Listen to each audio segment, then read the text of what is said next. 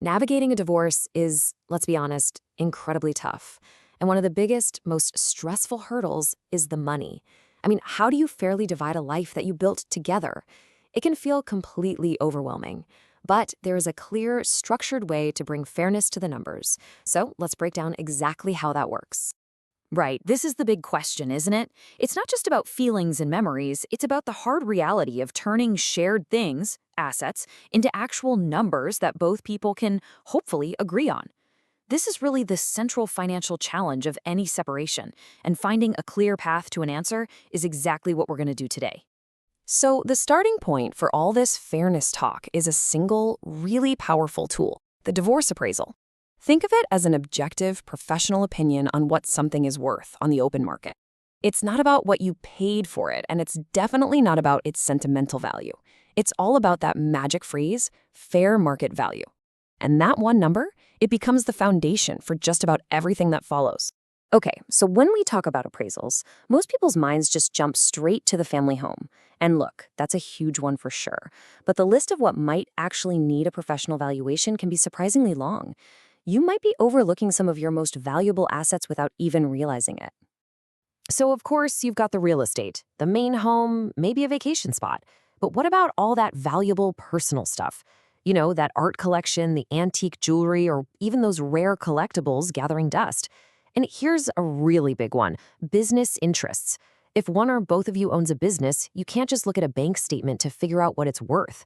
Each of these things needs a very specific kind of expert. And it's absolutely crucial to understand that there is no one-size-fits-all expert here. For a house, a real estate appraiser comes in, inspects the place, and compares it to recent sales in the area. We call those comps.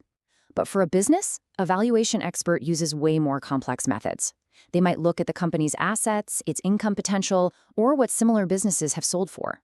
For a piece of art, a specialized appraiser has to look at market history, authenticity, and its condition.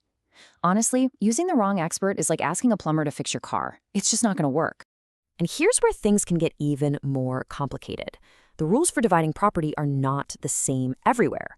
This quote, for example, reflects a common outcome in Bangladesh, where ownership might simply go to whoever's name is on the deed.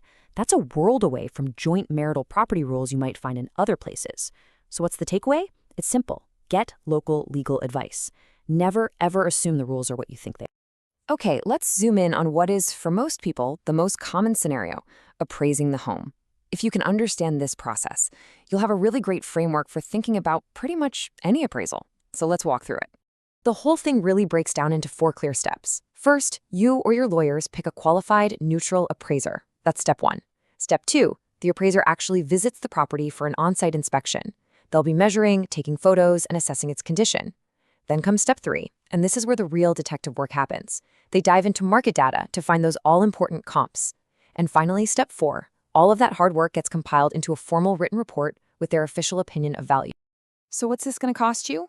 Well, it varies, of course, but you can generally expect a standard home appraisal to run you a few $100s. You really should think of it as an investment in getting an objective number to work from. It can save you thousands in legal fights down the road. And what about your time? Well, the on-site visit itself might only take a couple of hours, but remember, the real work happens back at their office. That's where they're compiling data, analyzing the market, and writing up that detailed final report. So just make sure you build that extra time into your expectations for the process to be done right. Now, even with a really clear process, there are a couple of areas where things can get, well, tricky. Disagreements can definitely flare up. Knowing what these sticking points are ahead of time is your absolute best defense. Okay, here's a question that sounds super simple, but the answer is incredibly important. Does the specific date that's used for the valuation actually matter? You might think, hey, a house is worth what it's worth, who cares about the calendar? But in a divorce, that's rarely the case. Because in a market that's moving fast, either up or down, the date of the valuation can change everything about the final settlement. Just imagine, a home valued at $500,000 in January could be worth $550,000 by June.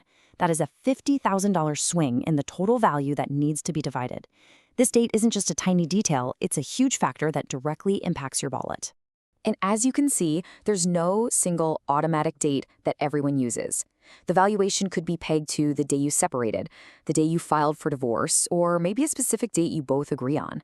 It could even be the date of the settlement or the trial.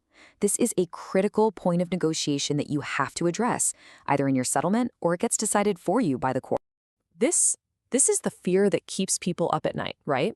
The report comes back, you look at the number, and you just think, no way, that is not right. So what do you do when one person thinks the appraisal is fair and the other person completely disagrees? Well, you basically have two main paths you can go down. The cooperative path is usually faster and cheaper. This involves things like, say, each of you gets your own appraisal and you just average the two numbers. Or you could use a mediator to help find a compromise. The other option is the contested path, which means you're headed to court. You'll have less control, but you will get a final decision. A judge might just decide, or they could order a third binding appraisal. Your appraiser might even have to show up and testify as an expert witness. All right, we have covered a lot of ground here, from what an appraisal even is to how to handle it when things go sideways. So let's just distill this all down into a few key takeaways you can carry with you. Let's lock in these key action items. 1. Treat a professional appraisal as your absolute foundation for a fair outcome. 2. Think way beyond the house. Make a full list of all the assets that might need evaluation. 3. Never, ever forget that the valuation date is a huge point of negotiation. 4. Try to agree on a process for handling disagreements before they happen. It'll save you a lot of headaches. And finally, 5. Remember that even the appraisal fee itself is a shared cost that can and should be negotiated. And that brings us to our final thought for today. As you look at your own situation, what is the single most important asset that you need to truly understand, inside and out? Is it the house, a business, maybe an inheritance? Focusing your energy there first can bring some much-needed clarity to a really complicated process.